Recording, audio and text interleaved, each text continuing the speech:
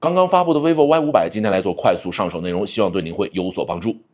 Hello， 大家好，我是老李。其实 vivo 的 Y 系列啊，说到底不是属于大流量机型，它甚至从这个关注度也没有荣耀的 S70来的那么高。但是从它国补之后的卡位最低1400左右这样的价格，以及它给到的综合配置来看，我觉得它还是属于一个马拉松型的长线选手的。也许在互联网的初期会觉得它不够看，不够过瘾，但是卖到2个月、3个月、双11、618这样的节点的时候，就会发现它其实还挺香的，因为有精准客户客群的产品。就一定不会是一个垃圾产品。那么聊 Y500呢，还是按照初上手的几个重要维度。首先是它的外观维度，大家觉得这样的外形可以打到多少分呢？如果满分10分的话，我跟大家讲，如果把边框换成金属的，如果把这个镜头呢都怼成5000万像素，然后是3摄，那么它从这么一看就是妥妥的旗舰机 vivo X200S。现在这个都叫做家族化设计了。vivo 这样的设计呢，沿用了那么几台机型，一看就是他们家的。另外呢，再来看看它的正面颜值，可以看到目前的这种所谓的1000元价格段的机型，已经在逐渐克服一些老毛病了，比如说有塑料支架让边框变得更厚，比如说下面这个边框很粗。现在的这种机型，尤其是直板微曲的机型呢，做到了4边的等窄，而且呢正面看上去呢非常的精致大气。那接下来说的就是具体的显示设置。当我们进入到显示设置当中，我们其实还是可以明确的看到1分钱1分货，不像旗舰机来的设置项目那么多，但是该有的还是有。比如说你可以设置标准、专业和艳丽档，我个人呢一般会喜欢用标准档，这档呢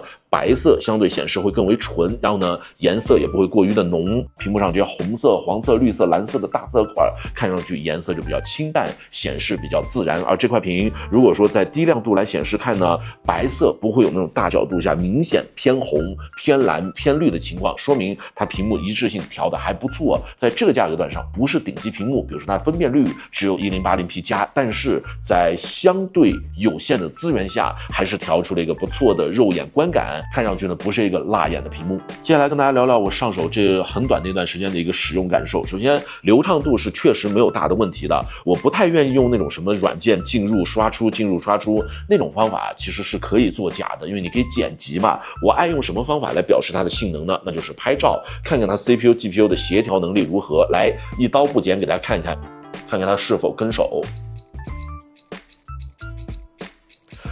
天玑7300这个芯片，说实话不算是一个旗舰芯片，但是在这种快速拍照或者是快速的这种摄影的环节基本上还是做到了随点随拍，说明它的计算能力是跟得上的。而流畅度得以保证，这个芯片的能耗又不算高的情况下，整个使用过程中机身背板仅有非常轻微的温热感，没有发烫的时候发生，所以呢，在使用的时候，只要机身不热，只要足够流畅，续航也是可以实打实的得到保证的。8200毫安时所谓的半固态蓝海电池，我算下来，早上9点用到晚上19点，差不多平均剩余电量能达到惊人的37%以上。那如果用的多的话呢，1天1充；如果用的少的话，2天甚至3天1充都有可能实现。最后我想跟您说说我的购买建议。首先，我为什么说它是个不容易翻车的机型呢？因为它有着明确的客户属性。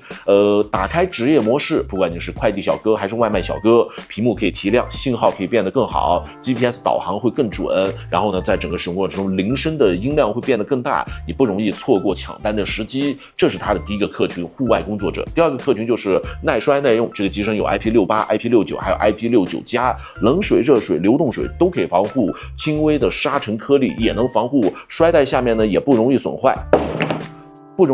所以呢，这个机型也足够耐用，电池耐用，机身耐用，它就非常适合于中老年人来使用。那么第三个客群，由于它的7300这个芯片还不错，所以呢，对于相对比较年轻的，想拥有第一台智能手机，爸爸妈妈给买这样的一个客群呢，它也是我觉得可以推荐，而且推荐度还挺高的产品。虽然它的影像确实没有旗舰机来的这么过瘾，虽然说它的性能没有那么极致，不能